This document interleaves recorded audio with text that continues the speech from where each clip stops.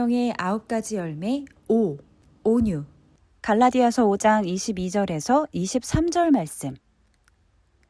오직 성령의 열매는 사랑과 희락과 화평과 오래 참음과 자비와 양선과 충성과 온유와 절제니 이 같은 것을 금지할 법이 없느니라.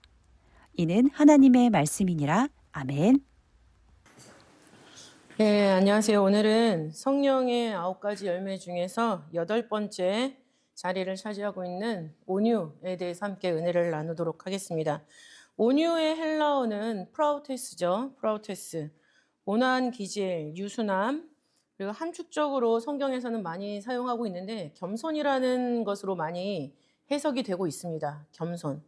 그래서 온유함이라고 하는 것은 마음이 겸손한 자들이 할 수 있는, 보여줄 수 있는 그런 내용이다. 이것을 우리는 생각할 수가 있죠.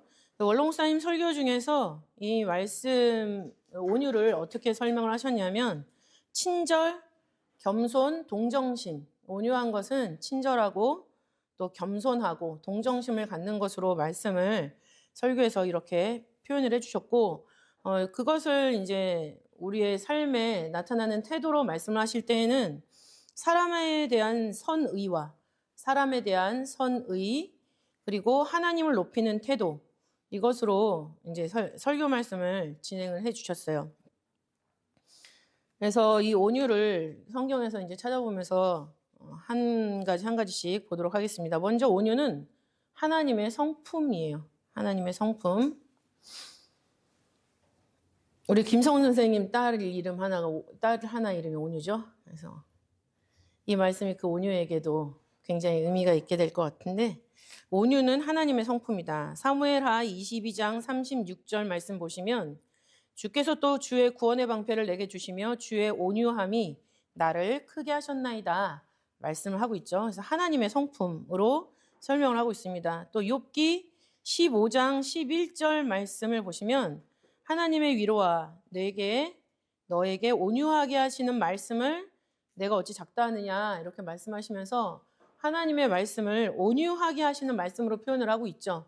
근데 우리는 말씀이 곧 하나님, 말씀이 곧 예수님, 성령님이라는 것을 이미 공부한 바가 있습니다. 그래서 온유하게 하시는 말씀이라고 하는 것은 우리를 온유하게 하시는 하나님으로 이해를 할 수가 있겠죠. 그래서 하나님의 성품이 바로 온유함이구나 라는 것을 알 수 있고요. 그렇기 때문에 이 온유를 직접 이 세상에 내려와서 보여주신 분, 온유의 근거이자 출처는 누가 되겠습니까? 예수 그리스도죠. 그래서 마태복음 11장 28절부터 이 30절 말씀에 그 예수님의 온유함을 스스로 설명을 하고 계세요. 읽어드리면 수고하고 무거운 짐진 자들아 다 내게로 오라. 내가 너희를 쉬게 하리라. 나는 마음이 온유하고 겸손하니 나의 멍에를 메고 내게 배우라. 그러면 너희 마음이 쉼을 얻으리니 이는 내 멍에는 쉽고 내 짐은 가벼움이니라. 이렇게 말씀을 하고 계십니다. 그래서 예수님이 당신을 소개하실 때 어떤 분으로 소개를 하시나요? 나는 마음이 온유하고 겸손하다 말씀을 하고 있어요. 온유의 베이스가 겸손이라고 말씀드렸죠, 처음에. 근데 여기서 온유하고 겸손하고 모든 짐을 나한테 내려놔라 이렇게 얘기를 하셨으면 나에게 다른 짐을 지어주시지 않는 게 좋은 것이 아닌가. 사람 편에서는 그렇게 생각을 할 수가 있어요. 근데 어떤 눈에 보이는 짐을 덜어내고 눈에 보이는 짐을 올려준다는 얘기가 아니잖아요. 예수님이 우리한테 내려놓으라고 하는 짐은 죄의 짐이에요. 죄에 눌려 죽을 인생인데 그 죄의 짐을 내려놓으라 라는 것이고, 그럼 예수님이 지어주시는 짐은 어떤 짐인가 라고 봤을 때 나의 멍에를 메고 나에게 배우라 이렇게 말씀하셨잖아요. 그러니까 그 멍에를 헬라어로 보니까 쥐고스라고 합니다. 쥐고스의 뜻은 저울이라는 뜻이 있어요. 저울. 그리고 상징적인 의미로는 예속이라는 뜻이죠. 예속이라는 것은 동행에서 사용되는 단어죠. 동행이라는 거가 다른 사람의 뜻에 예속되어서 함께 걸어가는 거를 동행이라고 얘기를 하잖아요. 그래서 우리가 예속되어 있는 대상은 누굴까요? 말씀이에요. 그죠? 말씀이신 하나님, 말씀이신 그분에게 내 모든 것이 다 예속되어서 함께 동행하는 거. 그러니까 하나님이 우리한테 주시는 멍에라는 건 뭐냐면 멍해라는 건 뭐냐면 하나님의 뜻에 맞추어서 살아달라는 얘기예요. 한마디로 말해서. 그러니까 하나님의 말씀을 듣고 하나님한테 배우는 것, 또 그대로 실천하는 것을 예수님은 나의 멍에를 메고 나에게 배우라 이렇게 말씀해 주고 계시는 거죠. 그리고 30절에도 보시면은 내 멍에는 쉽고 내 짐은 가벼움이니라 이렇게 말씀하고 있잖아요. 그래서 짐, 예수님이 우리에게 주시는 짐, 여기서는 짐이라는 단어인데 헬라어로 프호르티온이라고 합니다. 프호르티온. 프호르티온이라는 뜻은 뭐냐면 그리스도가 제자들에게 준 의무라는 뜻이에요. 그러니까는 우리의 죄짐을 다 예수님이 가져가시고 우리는 예수님한테 예속되어서 사는데 그 짐이라는 것이 무엇이냐? 예수님이 우리에게 준 의무라는 거죠. 두 번째 의미는 뭐냐면 영혼을 억누르는 양심상의 잘못이에요. 영혼을 억누르는 양심상의 잘못. 우리가 하나님 말씀을 듣고 배우고 가다 보면 어떤 말씀은 너무나 달콤한데 어떤 말씀은 너무나 혹독한 채찍처럼 느껴질 때가 있어요. 그러나 혹독한 채찍으로 느끼는 건 내 감정이죠. 근데 그 감정이 뭐예요? 바로 양심상의 잘못이라는 거죠. 그 잘못에 대해서는 채찍을 휘둘러서 맞았을 때 그게 떨어져 나가야지 채찍의 목적이 이루어지는 거겠죠. 그러니까는 하나님이 우리에게 주시는 짐은 우리가 그 말씀의 제자들로서 지켜야 되는 의무, 그다음에 그 말씀에 빗대어서 나를 봤을 때 내 양심의 가책이 느껴진다. 그러면 그것을 짐, 그러니까 이게 떨어내야 된다라고 말씀을 하고 계시는 거죠. 그런 것을 우리에게 주셨다. 그래서 고린도후서 10장 1절을 보면은 그리스도의 온유와 관용으로 너 우리들을 권해주시는 그런 하나님의 역사를 말씀해주고 있죠. 그래서 하나님이 우리를 대하시는 그런 모습은 사랑. 처음에 잘 믿게 하기 위해서는 우리를 잘 꼬셔야 되니까 하나님도 그러니까 잘해주시고 그런 게 있지만 이제 본격적으로 믿음의 길에 들어섰다라고 했을 때는 같이 동역자로서 같이 일을 해 나가야 되는 그런 부분이 있는 거예요. 그게 어떨 때는 내가 그걸 즐거워하면 그게 나한테 기쁨이지만 내가 그걸 처음에는 너무 버거워하면서 따라가요. 그러면 엄청난 짐으로 느껴지겠죠. 하지만 그 길을 한 단계 한 단계 이겨나가면 어느새 그건 나한테 즐거움이에요. 왜냐하면 그 일을 할 때 내가 하나님을 느낄 수가 있거든요. 그 일을 할 때 내가 말씀을 느낄 수가 있어요. 그리고 말씀을 느낀다는 건 뭐냐면 내가 장성했다는 기쁨이거든요. 그러니까 그 기쁨을 느낄 때까지 우리가 고난의 행군을 해야 되지 않은가라는 생각도 했습니다. 세 번째, 지금 첫 번째 하나님의 성품이 온유다. 두 번째, 그 온유의 출처는 그리스도다라는 말씀을 드렸고요. 세 번째, 하나님이 말씀을 가르쳐 주시는데 이 온유한 사람에게 말씀을 가르쳐 주신다라고 말씀을 하고 있습니다. 온유한 자에게 말씀을 가르쳐 주시는 하나님. 왜 가르쳐 주실까요? 그 온유한 사람은 말씀대로 살만한 싹수가 보이기 때문이에요.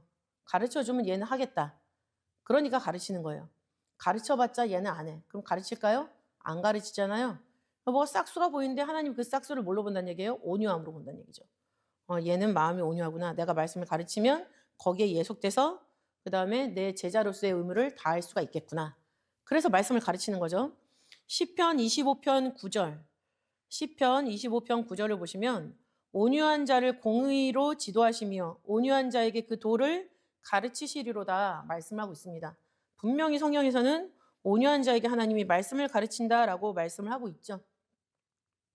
그리고 야고보서 1장 21절도 보시면 너희 영혼을 구원할 바 마음에 심긴 도를 온유함으로 받으라 이렇게 말씀하고 있습니다. 하나님이 온유한 자에게 말씀을 가르칠 때 온유한 사람은 그 온유함으로 말씀을 영접해야 될 것을 말씀하고 있는 거죠. 근데 여기서 대비되는 게 그 야고보서 1장 21절 전반절을 보면은 이 온유함으로 말씀을 받을 때 우리가 내어 버려야 될 게 있어요. 내어 버려야 되는 게 뭐냐면 모든 더러운 것과 넘치는 악을 내어 버리고 온유함으로 말씀을 받으라 이렇게 기록하는 거거든요. 그렇기 때문에 여기서 온유함이랑 대비되는 단어로 악이 나와요. 악. 근데 악이라는 헬라어는 카키아라고 하고요. 카키아. 그 뜻이 사악함, 해치고 싶은 욕망. 그죠? 누구한테 해코지 하고 싶은 거. 아우 저걸 그냥 죽여 살려 뭐 이렇게 하잖아요. 그죠? 보통 자식들한테 말을 안 들을 때 저걸 죽여 살려 이렇게 하실 텐데 이런 사악함은 아니시겠죠. 살리고 싶은 아주 간절한 표현이 이렇게 나오는 거겠죠. 근데 여기서는 온유랑 대비되는 마음이 카키아, 사악함으로 나오는 거예요. 사악함. 그래서 원로 목사님이 온유라는 제목으로 설교하신 게 딱 한 편이 있는데 그 안에서도 온유와 대비되는 개념으로 사악함을 말씀을 하고 계세요. 그러니까 철저하게 성경 원문을 그대로 적용해서 말씀을 해주셨는데 온유하지 않은 자는 사악한 자라는 거죠. 온유하지 않은 자는 사악한 자. 잠언 26장 23절부터 28절에 그 말씀이 기록되어 있습니다. 온유한 입술에 악한 마음은 낮은 눈을 입힌 톡이니라. 먼저 이렇게 시작을 하고 있죠. 온유한 입술, 겉으로 표현하는 것은 굉장히 온유하게, 겸손하게 말하고 있어요. 그러나 그 마음에는 어떤 마음이에요? 악한 마음인데 낮은 은을 입힌 톡이 굉장히 거친데 질 좋은 걸로 완벽하게 커버도 안 되고 낮은 은, 질 낮은 은으로 겨우겨우 감춘 그런 마음이라는 거죠. 그래서 겉과 속이 다른데 안에는 사악함이 있고 겉에는 온유하다. 대비되어서 성경은 표현하고 있어요. 근데 여기서 악한 마음이 있는 사람들이 어떤 사람들이라고 표현하냐면 24절 보니까 감정 있는 자. 감정 있는 자는 입술로는 꾸미고 속으로는 괴유를 품나니. 그래서 23절에 있는 표현을 다시 한번 해주는 거죠. 온유한 입술에 악한 마음. 이것이 무엇이냐? 감정 있는 사람은 입술로 꾸미고 속에는 괴유를 품는다. 그래서 감정이라는 거는 증오하는 마음, 싫어하는 마음을 말해요. 원어로 보면. 그러니까 누가 되게 싫어요. 증오하는데 겉으로는 온유한 것처럼. 내가 좋게 하는 것처럼 그렇게 표현을 한다는 얘기죠. 그러나 속에는 뭐가 있습니까? 괴율이 있다. 그리고 25절 보시면 그 말이 좋을지라도 믿지 말 것은 그 마음에 7가지 가증한 것이 있습니다. 그러니까 나한테 좋은 말 해주는 사람, 그 다음에 밑도 끝도 없이 친절하게 하는 사람, 그거 다 믿지 말란 얘기예요. 이 말은 뭐예요? 사람을 배척하라는 게 아니라 분별하라는 얘기예요. 저 사람 마음을 꿰뚫어 볼 수 있는 영안을 가지고 있어야만 된다는 것을 성경은 말씀을 하고 있죠. 그래서 함정을 파는 자는 그 괴율로 그 감정을 감출지라도 그 악이 회중 앞에 드러나리라. 함정을 파는 자는 그것에 빠질 것이요 돌을 굴리는 자는 도리어 그것에 치이리라. 거짓말하는 자는 자기의 해한 자를 미워하고 아첨하는 입은 패망을 일으키느니라. 이렇게 말씀을 하고 있습니다. 그래서 온유와 대비된 사악한 자의 모습을 굉장히 길게 설명을 하셨는데 그것이 옹축되어 있는 성경 구절이 바로 이 잠언이에요. 그래서 온유에 대해서 뜻이 모호하다라고 할 때는 이 잠언을 대비된 사악한 자의 모습으로 읽어보시면 내가 이런 모습을 없애야지 온유할 수가 있구나. 그러니까 온유한 말씀은 진짜 어떻게 표현을 할까요? 굉장히 순수한 마음, 그죠? 안과 겉이 같은 마음. 어떤 열매도 다 마찬가지겠지만 그래서 이 온유함을 가르치시는 하나님인데 하나님이 가르쳐 주신 대로 온유해진 사람이 있어요. 누굴까요? 모세죠. 모세 민수기 12장 3절을 보시면 이 사람 모세는 온유함이 지면의 모든 사람보다 승하더라 이렇게 말씀을 하고 있어요. 이 온유에 대한 히브리어는 아나부라고 합니다. 아나부. 이것도 역시 겸손한, 마음이 온화한 이런 뜻을 가지고 있죠. 그래서 모세의 마음이 이렇게 됐다는 거예요. 왕자로 태어나서 왕자의 교육을 받았죠. 자기가 할 수 있다고 생각해서 40세에 살인을 불사하고 자기 동족을 구했어요. 자기가 할 수 있다고 생각했던 거. 그러나 그 방법과 목적에서 하나님이 끌어내고 싶은 그런 모습도 있었고 그 다음에 그것이 너무 과했기 때문에 시간이 늦춰진 그런 면도 없다 말할 수가 없는 거죠. 근데 그런 거친 모세의 성향을 하나님이 미디안의 광야에서 40년 동안 훈련을 시키시면서 하나님 마음이 가난하게 만들어졌어요. 마음이 가난하게 만들어주시고 또 겸손하게 만들어주시고 섣불리 행동하지 않게 만드시고 너무나 그랬기 때문에 나중에 하나님이 사명을 줬을 때 모세가 나는 입술이 둔한 사람입니다. 내가 어떻게 그걸 감당하겠습니까? 이 정도까지 간 거예요. 그래서 모세의 온유함은 특별히 헬라어로 프라우테스라고 하는데 프라우테스를 구조사 시리즈에서 어떻게 설명하고 있냐면 사납고 거친 야생마가 고삐로 조종되어 주인의 명령에 순종하게 된 상태. 사납고 거칠었던 야생마 같은 모세가 그 다음에 하나님한테 조정을 받았다는 얘기죠.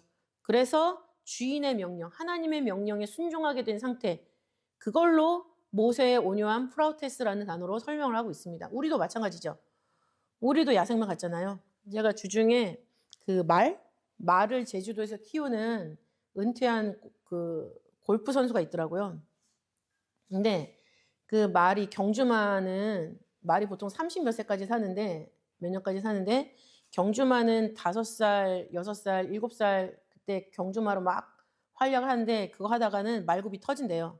그러면 잘 못 뛰게 되고 그러면은 버린대요. 근데 어디다 버리냐면 도축하는 대로 버린대요. 그래서 그 말고기를 해서 먹이는 거야. 그러니까 30몇 년 살 수 있는 게 초반에 엄청 막 달려가지고 그 생명의 6분의 1밖에 못 살고 죽는 거예요. 그게 인간의 잔악함이죠. 근데 그거를 그 사람이 딱 접하고 너무 가슴이 아파가지고 그 말들을 데려다가 자기가 케어하고 키우고 해서 하는 거예요. 근데 그 말들 중에 사람한테 너무 혹독한 훈련을 받다 보니까 뭐 이렇게 땡기는 느낌. 그 다음에 막 사람 보면은 경기를 일으키는 말이 있더라고요. 근데 그 말한테 사랑을 주고 그 다음에 그 걔가 부담스러워하는 그 짐을 다 벗겨주고 나서 사랑을 주고 먹여주고 해주니까는 얘가 순종적이 된 거예요. 그래서 그걸 보면서 저는 이 프라우테스라는 단어를 좀 더 느끼게 됐는데 그런 것처럼 우리도 성정이 있잖아요. 우리가 거칠고 난동을 부리는 거는 내 천성이 아닙니다. 하나님 우리를 정직하게 창조하셨다고 그랬잖아요. 내 천성이 아니라 어떤 상황에 대해서 내가 스스로 만든 굳은 살 같은 거예요. 근데 그 굳은 살 같이 배긴 그것이 나의 울퉁불퉁한 성격으로 나오는 거죠. 근데 하나님은 그것이 하나님 뜻에 필요한 거는 그냥 두시지만 하나님 뜻을 할 때 그게 필요하지 않다라는 것은 때에 따라서 그거를 떼어주시는 그런 훈련을 하시는 거죠. 그래서 거기에 내가 순종하면서 이렇게 움직여 나가면은 나의 성정이 하나님한테 다듬어져가지고 하나님이 사용하실 만한 사람이 되는 거예요. 그게 온유예요. 바보같이 착하고 당하기만 하는 게 온유가 아니라 나의 어떤 성정이 하나님께서 필요하신 대로 내가 거기에 순응하면서 살 때 그것이 나의 온유가 되는 거죠. 근데 그 성정을 가지고 내가 할 수 있다 생각해서 날뛰면 그건 야생마가 되는 거예요. 그러니까 나에게 주신 모든 것은 다 하나님이 보고 아시는 거기 때문에 하나님이 조율하시는 대로 내가 움직인다. 그런 마음을 장착하고 있으면 그건 마음이 온유한 사람이 되는 거죠.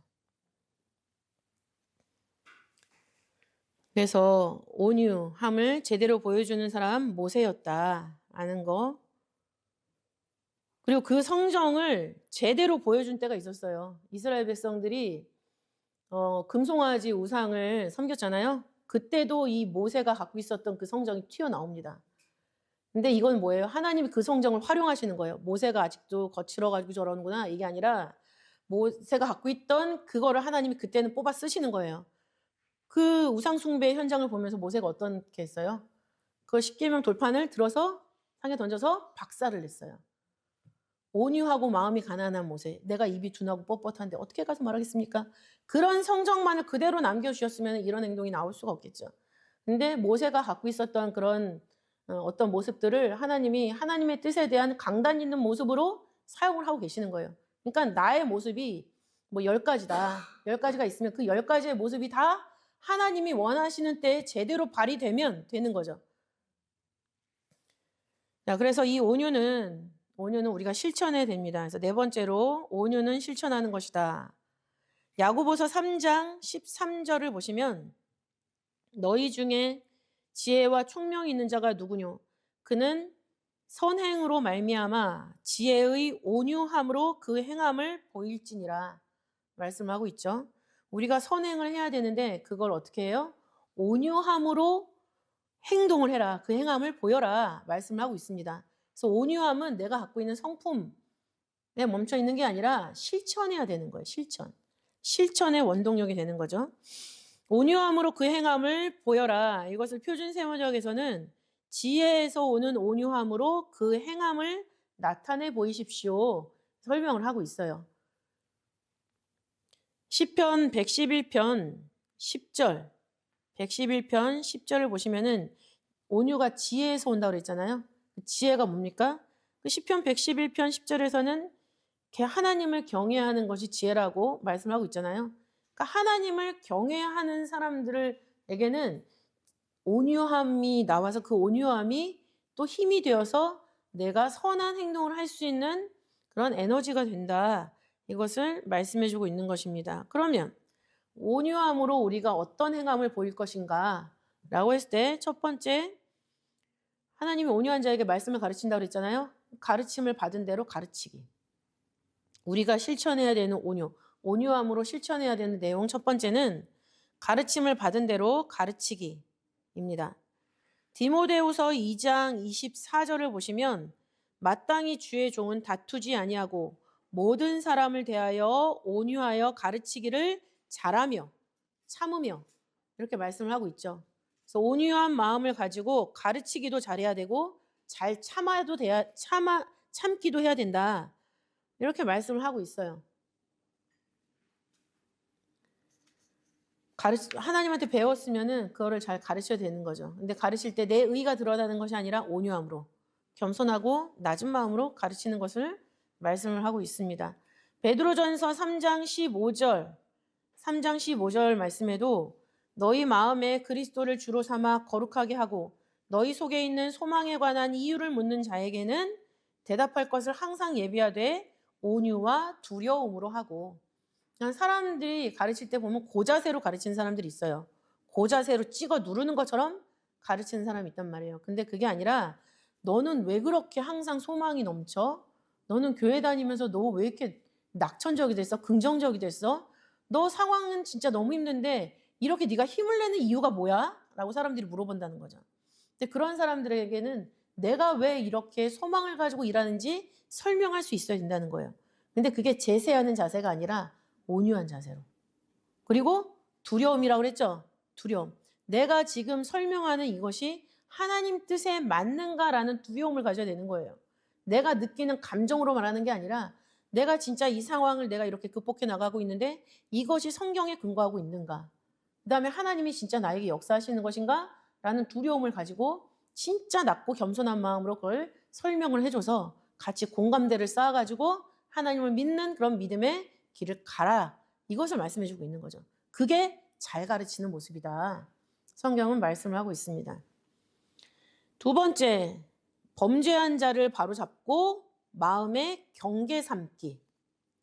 무엇을 실천할 것인가? 온유함으로 범죄한 자를 바로잡고 마음에 경계를 삼아야 됩니다. 1번이랑 맥락이 비슷해요. 그 사람을 정죄하고 그 다음에 내가 저 사람을 바꿔놓겠다라는 의지를 가지고 접근하는 게 아니라는 거죠. 온유하고 두려운 마음인데 범죄한 자를 바로잡는 것도 온유한 사람이 해야 될 일 중에 하나입니다. 갈라디아서 6장 1절을 보시면 형제들아 사람이 만일 무슨 범죄한 일이 드러나거든 신령한 너희는 그냥 너희가 아니죠. 신령한 너희는 온유한 심령으로 그러한 자를 바로잡고 내 자신을 돌아보아 너도 시험을 받을까 두려워하라. 어떤 형제가 내 주변에 있는 사람이 범죄한 일이 딱 드러났어요. 그러면 그 사람을 배척하고 그 다음에 막 정죄하고 이런 게 아니라 온유한 심정을 가지고 그 사람이랑 대화를 통해서 어떤 부분이 말씀을 봤을 때 그게 아니다. 그래서 그 생각을 한번 생각해보고 고쳐라. 이런 얘기를 해야 된다는 거죠. 그런데 거기서만 끝나는 게 아니라 진짜 온유한 사람은 나한테는 그런 모습이 없는가? 라는 걸로 생각을 해야 된다는 거예요.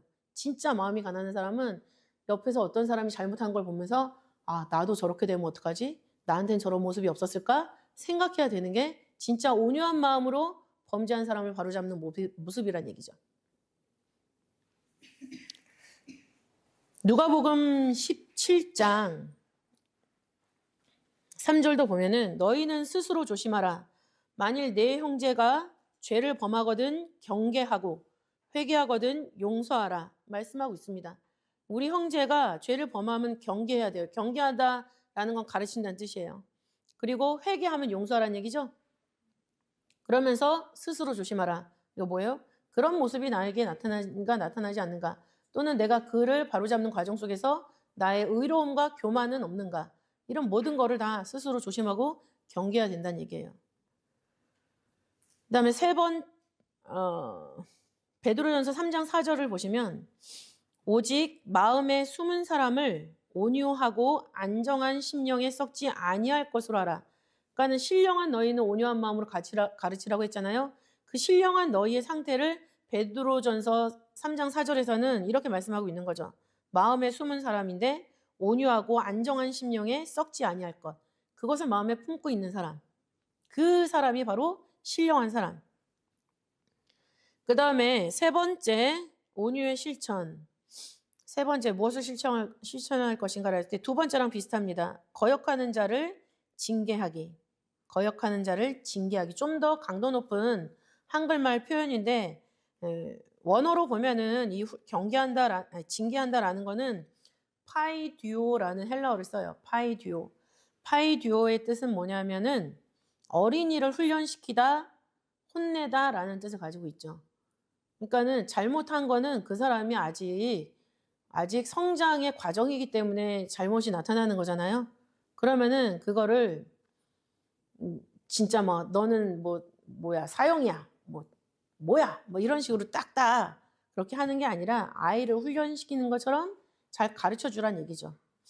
디모데후서 2장 25절부터 26절에 기록이 되어 있습니다.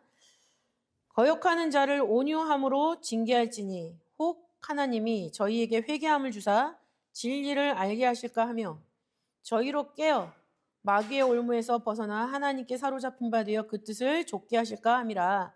이렇게 말씀을 하고 있죠.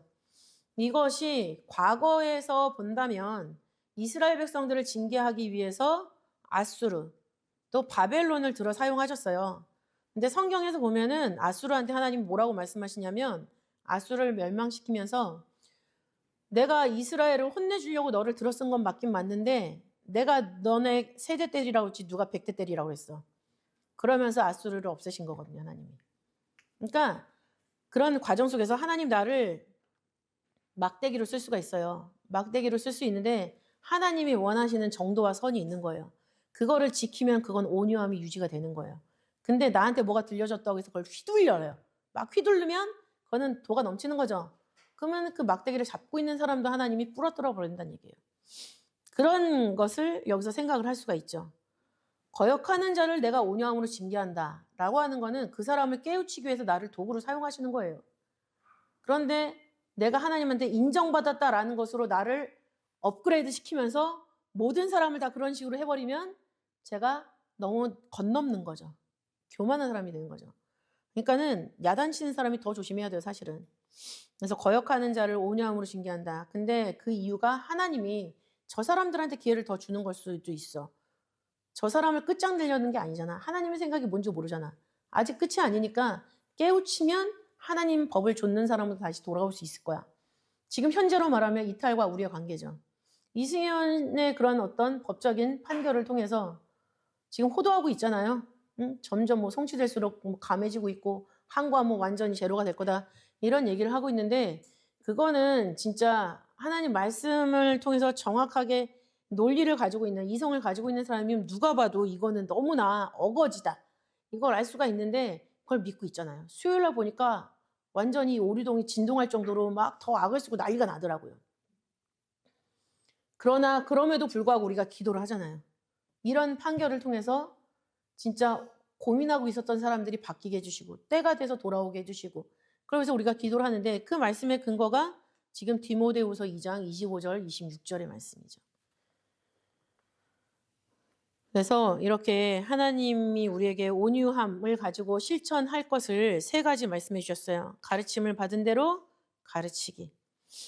범죄한 자를 바로잡고 내 마음에 경계 삼기. 또 거역하는 자를 징계하기. 근데 징계는 정죄가 아니라 아이를 훈련시키는 것처럼 그렇게 이끌어주는 것. 그래서 이러한 온유의 실천을 하는 사람들에게 다섯 번째로 온유의 상급을 주시죠. 온유의 상급은 세 가지입니다. 첫 번째는 구원이에요. 구원. 시편 76편 9절 말씀 보시면 곧 하나님이 땅의 모든 온유한 자를 구원하시려고 판단하러 일어나신 때로다. 기록이 있습니다. 마지막 심판 때에 일어나시는데 무엇 때문에 일어나시는가? 심판이 포커스된 게 아니라 온유한 사람을 구원하시려고. 목적은 믿지 않는 사람을 가만두지 않으려고 복수의 하나님이 일어나는 게 아니라 하나님이 여태까지 창세로부터 지금까지 우리에게 쭉 말씀해 주신 그 맥락을 따라서 이 말씀을 이루실 때가 있다는 거죠. 그러면 그거는 누구를 위해서 이루시는 거예요? 심판해서 누구를 죽이기 위해서 심판하시는 게 아니라 여태까지 그 고통 속에서 하나님을 믿는 믿음의 맥락을 끝까지 가지고 기다리고 인내하고 있었던 사람들을 구원하시려고 심판하신다는 것을 말씀하고 있죠. 그래서 마지막 때 구원받는 사람이 되려면 우리 마음이 온유해져야 된다. 괴계와 술수가 없는 하나님 말씀을 가르침받은 그대로 실천을 하고 또 내가 가르침받은 그대로 다른 사람에게 가르쳐 줄 수 있고 내가 지키지 않으면서 어떻게 가르쳐요? 그죠? 그 다음에 두 번째 상급은 뭐냐면 화평입니다. 화평. 시편 37편 11절 말씀 보시면 오직 온유한 자는 땅을 차지하며 풍부한 화평으로 즐기리로다 이렇게 기록을 하고 있어요. 온유한 자는 땅을 차지하며 풍부한 화평으로 즐기리로다. 그래서 하반절을 보면 풍부한 화평이라는 단어가 나오잖아요. 풍부한 화평으로 즐긴다. 풍부한 화평을 공동번역에서는 태평세월이라고 얘기를 하고 있습니다. 태평세월. 진짜 아무 일도 일어나고 되어지는 일들마다 목격되는 일마다 너무나 즐겁고 평화로운 그런 상태를 말하는 거죠.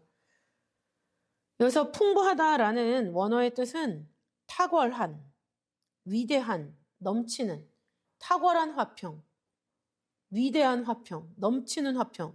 그럼 이 탁월한 화평은 지금 이 세상에서 있는 화평일까요? 아니죠. 세상에서 얻을 수 없는 화평이에요. 근데 이 풍부한 화평을 누가 주셨어요? 예수님이 주셨잖아요. 그러니까 예수님을 통해서 구원받은 사람들은 이렇게 풍부한 화평을 얻는데 그거를 예수님이 주고 가셨어요. 그래서 요한복음 14장 27절을 보시면 나의 평안을 너희에게 끼치노니 곧 나의 평안을 너희에게 주노라. 내가 주는 것은 세상이 주는 것 같지 아니하니라. 너희는 마음에 근심도 말고 두려워하지도 말라 이렇게 말씀하고 있습니다. 그래서 예수님의 평안이 왜 탁월하냐? 예수님이 느끼는 평안이기 때문이에요. 근데 예수님이 느끼는 평안, 예수님의 평안이라는 게 뭘까요? 말씀 자체의 평안이에요. 왜냐면 예수님 말씀이시잖아요. 그러니까 내 삶에 나도 말씀 자체가 돼야지 이 세상에서 느낄 수 없는 평안을 느낄 수 있는 거예요. 그 말은 뭐예요? 천지개벽이 일어나도 내 마음이 전혀 동요가 없는 평안이란 얘기죠. 천지개벽이 일어나도 동요가 없는 거는 내 안에 말씀의 중심추가 정확하게 무게를 잡고 있기 때문에 흔들리지 않는 거예요. 중심추가 흐트러지면 다 흔들려요. 그죠? 무슨 일이 일어났는데 부모님이 막 불안에 떨고 있어요. 그럼 아이들은 어떻게 해요? 같이 불안한 거예요. 근데 무슨 일이 일어났는데 엄마 아빠가 딱 흔들림이 없이 딱 있어요. 그럼 아이들도 그거를 큰 일로 받아들이지 않고 극복할 수 있는 일, 지나갈 수 있는 일로 인지가 되는 거죠. 아주 쉬운 일례로 가다가 애가 넘어졌어요. 근데 그걸 보면서 어떻게 하면 호들갑 떠는 부모가 있어요. 그럼 애가 막 울어요. 큰일 난 줄 알고. 근데 그걸 봤을 때 일어나면 돼. 그럼 애가 울려다가도 그냥 툭툭 털고 일어나요. 신기하죠? 그러니까 그런 것처럼 내 안에 말씀의 그 중심추가 아주 무게를 정확하게 가지고 정확하게 자리 잡고 있으면 그게 평안이란 얘기예요. 아무 일도 안 생기는 게 평안이 아니에요. 제가 집에서 이렇게 오다 보면 그 오류 초등학교 내려가는 그 카도에 순복음교회 뭐 하나 있잖아요. 거기에 이제 오면 전광판에 이렇게 글씨가 뜨는 게 있거든요.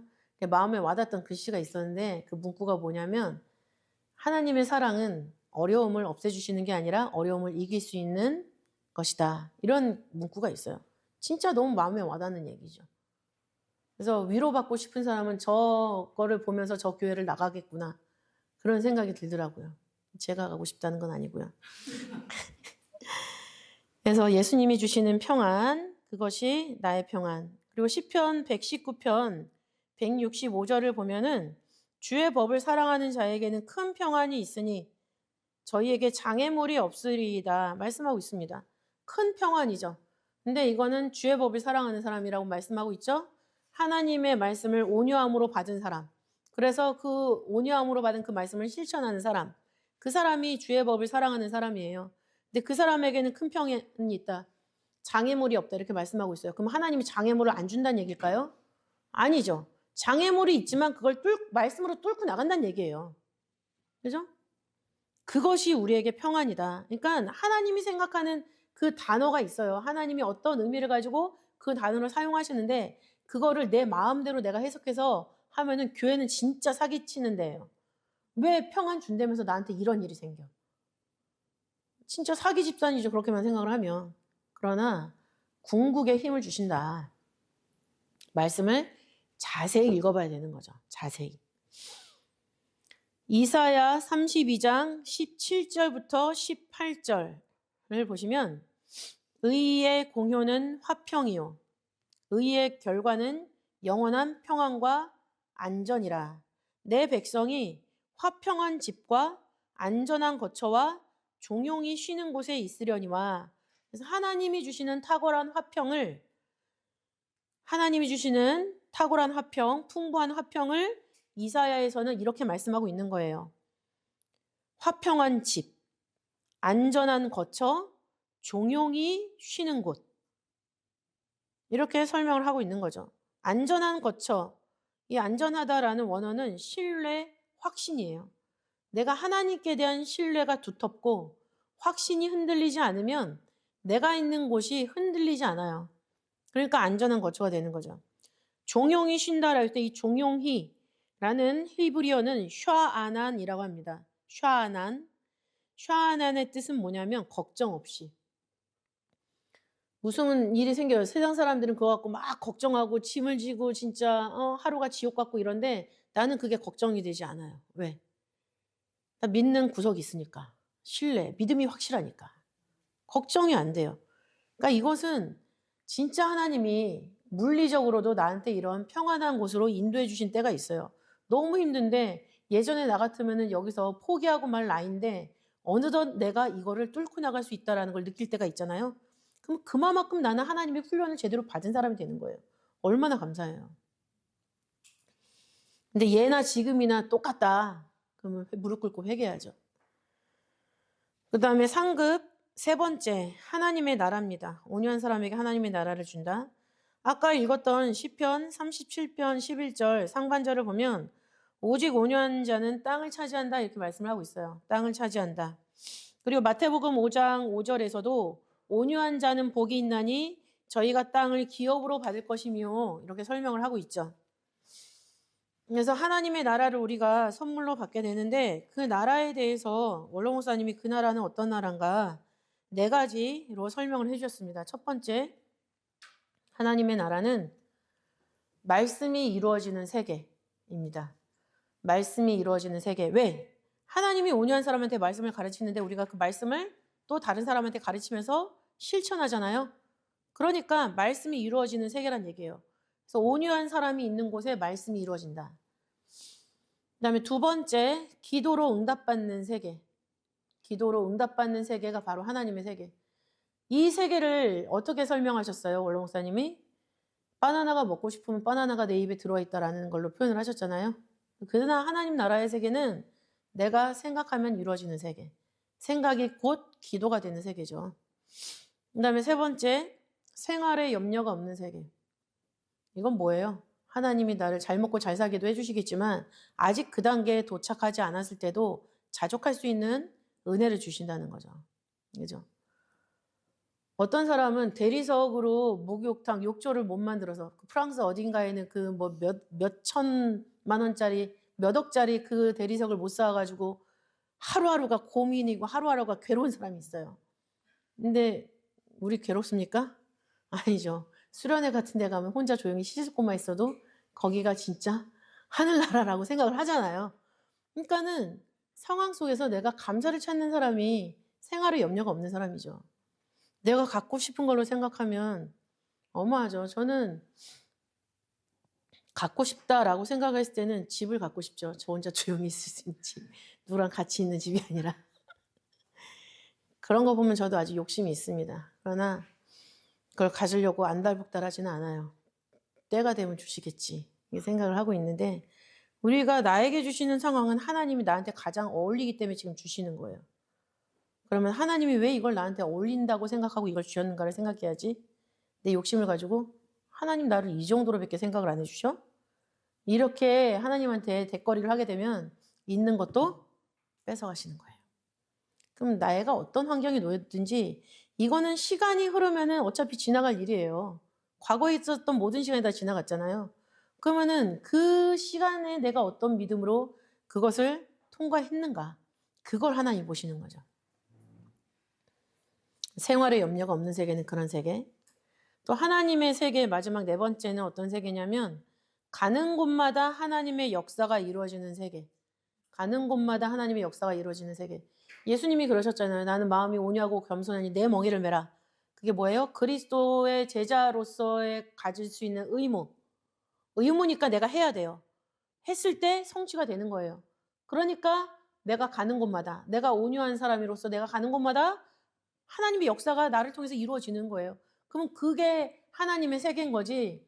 이 땅에서는 하나님 세계가 없고 내가 죽거나 변화해서 마지막에 보는 그 세계만 하나님의 세계다. 이건 하나님 말씀을 크게 오해하는 거죠. 내가 지금 사는 순간에도 내가 있는 세계를 하나님의 세계. 왜? 내가 하나님의 말씀을 듣고 배운 대로 지키고 있다. 그러면 그게 바로 하나님의 세계라는 거죠. 그래서 하나님의 세계를 이렇게 네 가지로 설명을 해주셨는데 이런 세계를 맛볼 수 있는 사람은 온유한 사람. 그런데 온유한 사람은 사람에게 대해서는 선의, 좋은 의도를 갖고 하나님께 대해서는 확실하게 믿는 태도를 갖고 있는 것, 겸손하게 믿는 태도. 그렇기 때문에 말씀을 가르친 대로 행동할 수 있는 사람. 그 사람이 바로 온유한 사람이다. 이것을 기억하시고 우리 아이들과 좋은 대화를 많이 나눠주시면 좋겠습니다. 기도하겠습니다. 사랑이 많으신 아버지 하나님 감사드립니다. 아버지 하나님 온유하신 하나님, 온유하신 예수님, 그 구원의 공효로 말미암아 저희들 의로운 자로 인정받고 그 의의 공효로 풍부한 화평 가운데 두신 은혜를 감사드립니다. 그러나 아버지 내 욕심의 눈을 아직도 아버지 가지고 있으면서 내 욕심을 가지고 하나님의 뜻을 이해하려고 하고 내 욕심을 가지고 하나님이 나에게 주신 것을 판단하려고 한다면 아버지 하나님 그것은 온유한 마음이 상실된 그런 모습에 불과합니다. 아버지 하나님 저희들 하나님께서 말씀을 저희들의 온유함을 보시고 가르쳐 주셨사온즉 그 온유함을 가지고 말씀에 집중하게 하시고 아버지 우리가 거저받은 말씀을 아버지 온유한 마음으로 우리 주변에 있는 사람들에게 거저 가르쳐 줄 수 있도록 인도하시고 또한 그 말씀을 통해서 우리 모두가 틀린 모습은 버리고 올바른 모습으로 거듭날 수 있도록 아버지 서로 좋은 성향, 선한 그런 영향력, 온유한 영향력을 서로 끼칠 수 있는 그런 모두가 될 수 있도록 인도하여 주시옵소서. 먼저 온유한 모습으로 우리 아이들에게 다가갈 때 우리 아이들도 삶을 살아가는 방법이 바로 온유라는 것을 깨달을 수 있도록 도와주시고 그 온유는 내가 갖고 있는 간직하고 있는 성품으로만 존재하는 것이 아니라 그 성품이 행동의 열매로 나타나서 열매를 맺어야 된다는 것까지 우리 아이들이 알 수 있도록 붙잡아 주시고 올 한 해가 가기 전에 아버지 성령의 9가지 열매를 다시 한번 생각해 보면서 어떠한 열매를 맺었는지 그것을 통해서 2025년이 결산될 수 있도록 인도하시고 아버지 부족한 면이 회개될 수 있도록 인도하시고 아버지 회개한 자에게 아버지께서 시간을 아버지 더하심으로 말미암아 아버지 잃어버렸던 저희들이 할 수 있는데 하지 못했던 것을 다 해내고야만은 그런 2026년을 그 시간을 선물 받을 수 있도록 아버지께서 인도하여 주시옵소서. 아버지 하나님께서 허락하신 모든 것으로 살고 있는 우리들이 아버지 가장 작은 것으로 아버지 말씀 앞에 헌물하고자 합니다. 아버지 보이는 것은 작지만 아버지 하나님을 굳게 신뢰하는 저희들의 신뢰를 가지고 아버지 헌물을 하는 가운데 있사오니 아버지께서 저희의 믿음을 저울 달아보시고 만족하시고 아버지께서 그 다음 것으로 그 다음 단계로 나갈 수 있는 힘과 능력을 대신하여 채워 주시옵소서.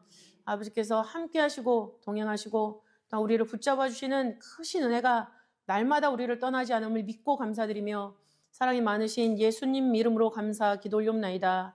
아멘.